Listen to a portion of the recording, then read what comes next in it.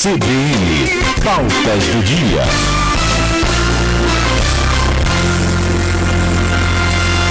Já de volta com o nosso CBN Pautas do Dia, nesta segunda-feira, dia 25 de março de 2024, agora em Manaus, 10 horas da manhã, 35 minutos. Obrigado pela companhia, você, querido ouvinte, no carro, no fone de ouvido, no seu radinho de pilha, sempre acompanhando a gente por aqui. Estamos falando sobre a subida no número de mortes de vítimas no trânsito. Estamos conversando com o Manuel Paiva, que é nosso colunista e que, inclusive, tem aqui a participação. Já aproveito aqui, Manuel. A gente estava conversando sobre a questão do interior do Amazonas, né? O Rodson França diz o seguinte: bom dia, no interior do Amazonas não há fiscalização porque as autoridades municipais não querem, pois quando alguém do lado de um político tem um veículo apreendido, eles mandam liberar. Um relato do Rodson reclamando dessa parte aí, da falta de fiscalização que nós comentamos aqui no interior do estado. E ainda tem a participação aqui também do Renan Matos. Bom dia a todos. Coruja ou mais arrecadação? Quanto custa cada multa? Tá cheio de zona azul. Tudo para aumentar a arrecadação, mas aumentar o efetivo policial, nem pensar. O Renan Matos também compartilhando com a gente aqui da opinião dele. Valeu, Renan, muito obrigado. Inclusive, se você quer participar, quer fazer perguntas, quer acrescentar algo mais, já participa com a gente, 9298980632 e também youtube.com/CBN Amazônia. Seguimos aqui a nossa conversa com o Manuel Paiva. No bloco anterior, Manuel, a gente conversava a respeito dessas situações, né, que tem nas cidades, e a gente estava lendo aqui as informações que você trouxe. Tem um dado que mostra que Manaus tem 80% da frota do estado. O levantamento de janeiro de 2018 a novembro de 2023, essa média de 80% da frota do estado. A gente tem esses números de pessoas que se acidentam, que morrem no trânsito, tem a questão da falta de fiscalização. O que mais a gente falou a respeito dessa parte do Corujinha? O que mais a gente pode propor para diminuir essas situações, tendo em vista que pessoas às vezes morrem e não estão nem no carro, como a gente já mostrou aqui diversos casos, tem gente que é pedestre, e aí do nada o carro circulando em alta velocidade, perde a direção, acaba tirando a vida de uma pessoa. Tem muito motorista que ainda não tem consciência, às vezes até mesmo de uma simples manutenção no carro, né? Tem gente que acha que não, o pneu deixa rodar aí até o arame aparecer, deixa o arame aí, que o arame também... E, meu amigo, isso é um risco para a sua vida e para a vida de quem transita ao redor. A gente não dirige para a gente, só para a gente, né? A gente dirige para a gente e para os outros. Foi o que meu pai me ensinou, é isso mesmo, né, Manuel? Perfeito. Onde você coloca uma coisa. O segundo motivo de acidentes no trânsito e de vítimas fatais no nosso estado e na nossa cidade é o atropelamento de pedestres, né? Infelizmente, o pedestre, ele é a figura mais importante da mobilidade, em termos de hierarquia da mobilidade. Ele está em primeiro lugar, depois vem o transporte através da bicicleta, depois vem o transporte coletivo. E o pedestre é a principal vítima dos atropelamentos. Mas eu lhe digo, sabe, Breno, de que todas as cidades do mundo, no Brasil, na América Latina, nós temos exemplo em Bogotá, nós temos exemplo em Curitiba, nós temos exemplo em Porto Alegre. As cidades diminuíram as suas vítimas, os seus acidentes, quando elas passaram a desenvolver uma velocidade menor, mais segura nas suas vias, nos seus principais corredores. Isso foi a receita. Porque quando a gente diminui a velocidade de um carro, que é uma arma, né? O carro, ele pode ter a falha mecânica, quem está dirigindo pode estar com um índice de álcool um pouco elevado, ele está se sentindo o dono da rua, ele está se sentindo o rei das ruas, né? Então ele pode cometer um acidente ou atropelando um pedestre ou tendo um conflito com outro veículo e gerando exatamente as vítimas fatais. Então, quando se diminui a velocidade, nós temos uma cidade na Espanha, uma cidade que ela é antes de Cristo, né? ela conseguiu baixar de 60 para 30 km por hora. Ora, isso aumentou o engarrafamento? Não. Ela fez uma opção. Os principais pontos de acidente, os principais pontos de geradores de tráfego, ela deu prioridade que as pessoas andassem. Breno, eu participei do projeto de concepção na época da Copa do Mundo aqui em Manaus, o conceito de arena, da Arena da Amazônia. E nós convivemos com um técnico inglês que fez a projeção e que fez o projeto e que fez a concepção de operação do estádio Wembley, onde a nossa seleção ganhou agora, muito bem, todos nós contentes, isso vem na nossa memória. Esse inglês, ele planejou como era que se chegava no Wembley e como se saía no Wembley. Né? Porque para se chegar, as pessoas iam chegando gradativamente. Para se sair, elas tinham que sair em 15 minutos num projeto de risco. Esvaziar um estádio como aquele, de quase 80 mil espectadores, pessoas que estão lá sentadas confortavelmente. Então ele dizia que o princípio básico era que acabou aquele conceito que o carro estava do lado do estádio. As pessoas tinham que chegar caminhando em ruas largas, para que ela fosse andando com a família, para que ela pudesse chegar no estádio de uma maneira tranquila, né? E assim foi o conceito de todas as arenas que nós tivemos no Brasil para a Copa de 2014. Ou seja, não aquele conceito do estacionamento embaixo do estádio, o estacionamento do lado do estádio. As pessoas saíam dos seus ônibus, deixavam seus carros distantes e iam caminhando. Ou seja, a opção de caminhar, a opção de se andar, é a opção de diminuir a velocidade que chega nos pontos negros de acidente. Esse é o principal ponto. Mas para que isso possa acontecer, nós temos que melhorar o transporte público de passageiros. Nós temos que transportar para que as pessoas sejam mais importantes que os sistemas. Breno, nós não podemos tratar essas pessoas, não só o pedestre, não só o usuário do ônibus, não só o usuário do carro, o usuário da motocicleta, ele ser inferior aos sistemas, ao automóvel. Nós damos sempre prioridade mais ao automóvel, aos sistemas de transporte. Nós temos que dar prioridade às pessoas. As cidades são das pessoas. A solução de mobilidade, a solução do trânsito, são para preservar a vida das pessoas. Não é para defender o bem material.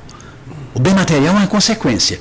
E quando nós mudarmos esse conceito de que as ruas são para os pedestres, as ruas são para as pessoas, nós vamos efetivamente mudar o nosso foco de prioridade de respeito à vida, de respeito àquilo que é o bem maior que as pessoas sempre defendem. Isso é um mantra que nós defendemos, porque isso é a receita que o mundo, ao longo do século passado, e ao longo desse ano, numa modernidade que as cidades têm, com essa aglomeração de pessoas nas cidades, essa superpopulação urbana, elas chegaram a essa conclusão.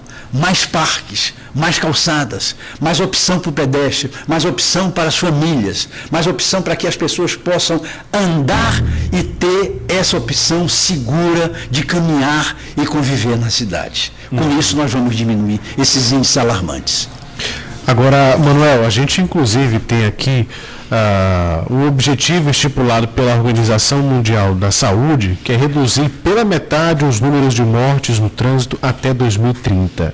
E como a gente está falando, desde 2019 até aqui, a gente teve um aumento, principalmente nesses últimos 3 anos, e que coloca o Brasil muito... Estamos em 2024 e a gente parece que está mais distante dessa meta, sendo que 2030 está bem aí, está na biqueira, né? Bem aí, faz só o biquinho como a gente faz aqui no Amazonas. É o mandato de prefeito, né? Quase. É o mandato em 2 anos, não é?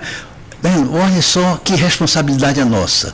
Ou seja, nós tínhamos que estar fazendo o dever de casa há muito mais tempo. Nós já perdemos 9 anos sem fiscalização eletrônica. Nós já perdemos tanto tempo de se aumentar o contingente de fiscalização presencial. Nós, muitas vezes, não damos prioridade de fiscalizar, de sinalizar, de ajustar a rua lá no bairro Armando Mendes, lá na periferia, onde acontece o atropelamento, onde acontece onde aquele pedestre que mora lá depende de ônibus e que anda quase 1 quilômetro, anda quase meia hora a pé para pegar o seu transporte coletivo. Essas pessoas que estão vulneráveis diariamente para serem assaltadas, atropeladas e que não chegar ao seu local de trabalho, ao seu estudo. Então nós temos que dar prioridade às pessoas, nós temos que dar prioridade à vida, para que nós possamos, não é só alcançar um índice que a Organização Mundial de Saúde está nos sinalizando, é para que nós possamos salvar vidas. A vida é mais importante. O trânsito tem que ser um ambiente seguro que preserve a vida, para que nós possamos efetivamente oferecer uma opção de segurança para as pessoas. Olha, Breno, eu sou uma pessoa que veio do interior, eu nasci de Lábrea. Eu não aprendi a atravessar a rua, a usar faixa de pedestre na minha cidade. Eu sabia atravessar o Rio Purus de canoa. Eu não sabia atravessar uma faixa de pedestre. Eu tive que vir para a cidade, eu tive que me conscientizar dessa nova situação, de um novo conceito de você conviver numa cidade como Manaus, e ela estourou a sua densidade demográfica, ela se espalhou, ela foi ocupada de uma maneira não adequada, ela foi ocupada, favelizou a cidade, nós ocupamos os fundos de vale, nós ocupamos todos os espaços possíveis e imagináveis para que as pessoas continuem morando em condições adversas. Né? E isso faz refletir que um trânsito mais seguro eu só vou conseguir com transporte urbano, seja que modal for. Trem, metrô, o transporte hidroviário, o ônibus, faixa exclusiva, pista exclusiva.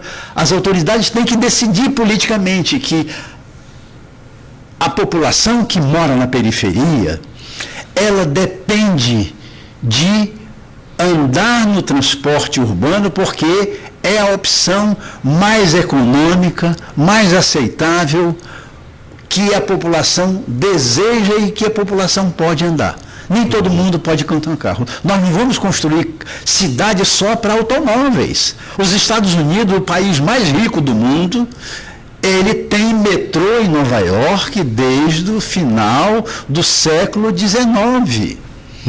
Né? As grandes cidades sempre teve essa opção, as pessoas têm que ter essa opção. Não é só do automóvel, não é só isso. É principalmente do transporte coletivo, principalmente do pedestre.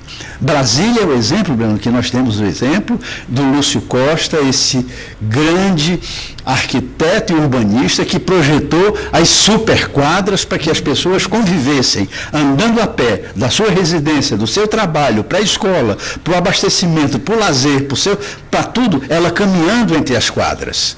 Muitas vezes as pessoas dizem que Brasília é uma cidade do automóvel. Não, Brasília é uma cidade para as pessoas, onde a concepção foi feita para ela ocupar a sua casa. É uma rua, é uma cidade sem esquinas, é uma cidade sem becos, é uma cidade onde as pessoas podem conviver. Já que nós não podemos mais fazer essa nossa matriz, a matriz que nós saímos, nosso DNA, que foi uma matriz portuguesa, onde tem o rio, onde tem um porto, onde tem uma praça e uma catedral, e aí a cidade cresce, como é Manaus, e todas as cidades do Brasil foram nesse conceito de ocupação urbana dos portugueses, né? Nós temos que adequar e adaptar e priorizar. O transporte público é importante, as pessoas são importantes, para que a gente tenha uma vida melhor. Agora, Manuel, inclusive a gente falando sobre isso, né, questão de priorizar o transporte público, muita gente pode falar assim, mas o transporte não presta, o transporte não sei o quê, o carro não sei o quê. Mas se a gente conseguir colocar segurança, de fato, um meio para a pessoa ir e vir com eficiência, com segurança, com tudo isso, com certeza se torna uma ótima opção. E diga-se de passagem, analisando tudo isso que você está trazendo para a gente, dessas possibilidades, é muito mais barato do que você fazer uma grande intervenção, parar tudo, construir viaduto, alargar via, não sei o quê, pintar e refazer. Educação no trânsito e o transporte eficiente já seria mais ou menos esse o caminho. Além desses pontos, principalmente educação, né? Claro. a educação transversal, a educação direta, o processo de conscientização, o processo de tudo. E você fala, de uma maneira muito apropriada, a questão da qualidade do transporte. A qualidade do transporte não é só o ônibus novo. A qualidade do transporte, ela passa. Quanto tempo eu estou esperando na parada esse ônibus? É meia hora, 1 hora, 40 minutos. Quanto tempo eu estou levando desse ônibus que sai da Barreira para chegar ao centro e que leva 1h30, porque a Constantino Neri, a Torquato Tapajós está extremamente engarrafada. Quando eu levo muito tempo na Avenida das Flores, para chegar na Bola do Coroado, eu estou perdendo tempo. Ora, o trânsito em Manaus está assim, ele está engarrafado, ele está engessado, onde quem vem numa Mercedes-Benz e dramática, ele está engarrafado no mesmo trânsito que eu venho no ônibus que tem mais de 10 anos de uso da Cidade Nova até o centro. Eu estou junto e misturado nessa qualidade negativa que se tem o deslocamento em Manaus. Quando eu falo em qualidade, eu me sentir seguro dentro do ônibus. Quando eu falo em qualidade, eu me sentir respeitado dentro do ônibus. Eu quero me referir às mulheres que muitas vezes são assediadas dentro do transporte coletivo. Eu estou dizendo isso ao idoso que às vezes não é respeitado ao acesso e à saída do transporte coletivo. Eu estou falando principalmente para a pessoa com deficiência, que ela não tem acessibilidade inclusiva e universal para chegar em casa, sair de casa, utilizar o transporte, porque ela não tem calçada para andar, ela não tem uma rampa para subir no ônibus, muitas vezes o elevador do ônibus não funciona, muitas vezes ela não tem um lugar destinado a ela dentro do ônibus. Eu estou falando para essas pessoas.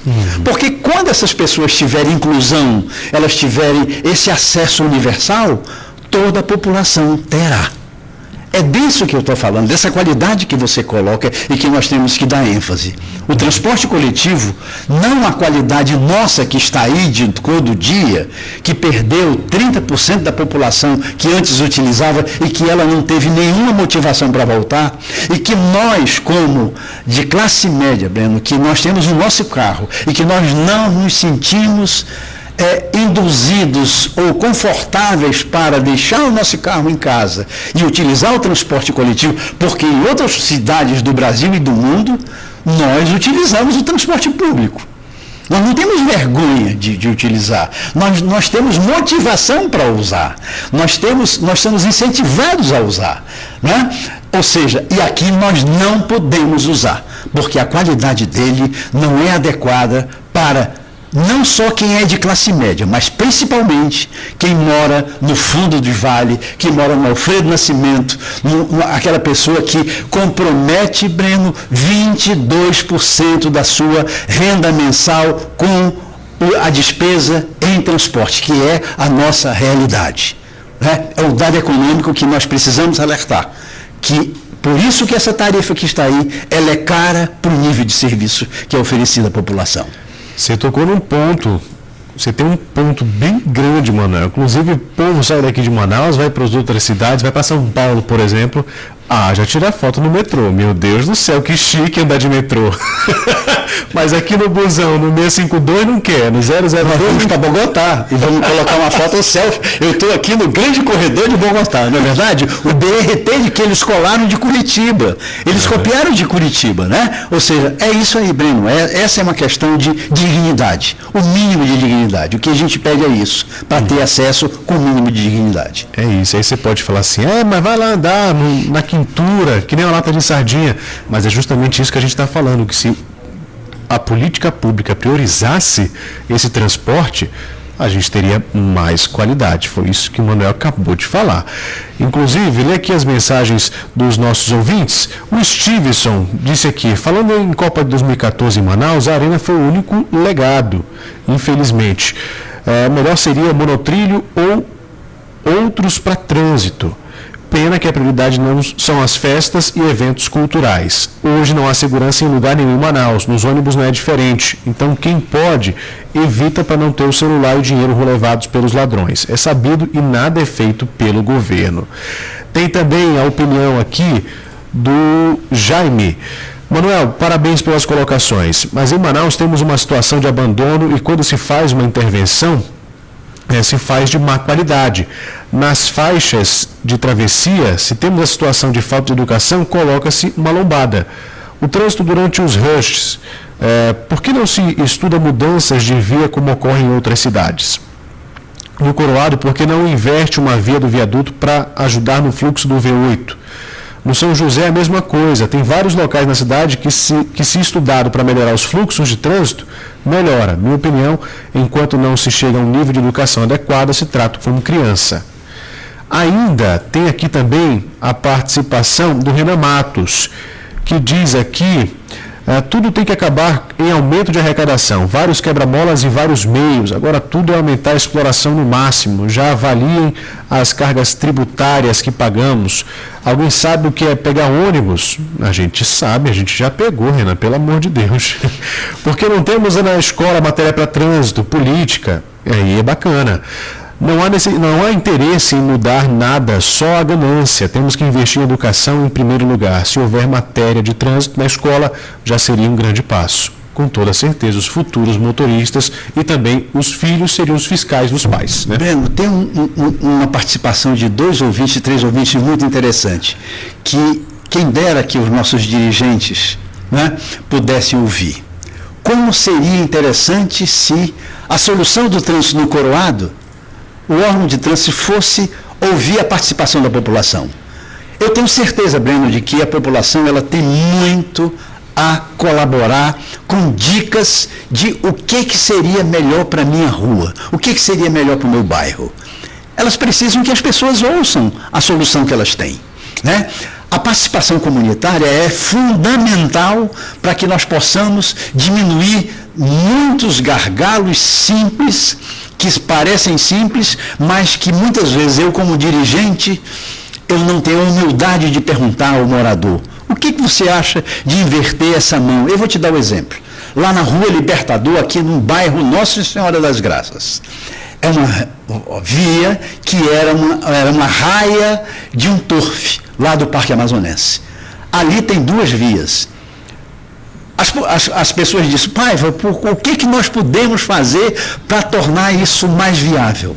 Eu disse, bastaria nós trazermos o órgão de trânsito aqui, de transporte e trânsito, para discutir com a comunidade, na quadra, discutir com os representantes, com os moradores, o que seria a solução melhor para melhorar a circulação, melhorar a segurança. Então, esse exemplo que é dado pelos moradores do Coroado, é dado por esse nosso ouvinte de dizer, por que não nos ouvem? O caminho também é esse, é ouvir a comunidade, fazer o trânsito e o transporte com base comunitária. Isso é muito importante, é fundamental que as pessoas tenham essa humildade para ouvir as pessoas. Perfeito, Manuel Paiva. Agora, vamos para um rápido intervalo, daqui a pouco a gente volta.